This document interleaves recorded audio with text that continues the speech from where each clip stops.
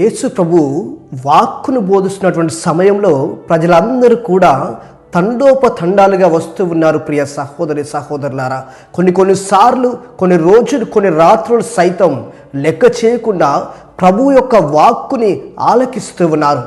మరి ఈనాడు ప్రభువు తిరిగి ఇంటిని చేరుకున్నప్పుడు కూడా ఈ జన సమూహం అందరూ కూడా ఆ ప్రభువును వెంబడిస్తూ ఇంటికి చేరుకుంటూ ఉన్నారు. అందుకే ప్రభువు భోజనం చేయుటకైనను కూడా ఎలాంటి సమయం లేకుండా ఉన్నటువంటి పరిస్థితి.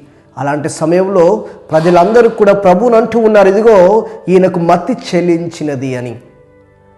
అందుకే తన ఆప్తులు బంధువులందరూ కూడా ప్రభువును తీసుకుని వెళ్ళడానికి వస్తూ ఉన్నారు. కాబట్టి మనం దేవుని యొక్క వాక్యానుసారం నడిచినప్పుడు, దేవుని యొక్క వాక్కులో మనం జీవించినప్పుడు మనం ఇతరులకు ఒక మత్తి చెల్లించిన వ్యక్తిగా మనం కనిపిస్తాం.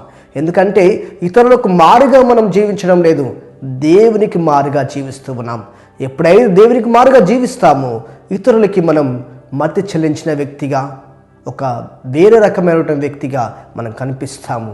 కాబట్టి దేవుని వాక్యానుసారం నడుస్తూ దేవునికి మారుగా జీవించే బిడ్డలుగా ఉండడానికి ప్రయత్నం చేద్దాం. ఆమెన్.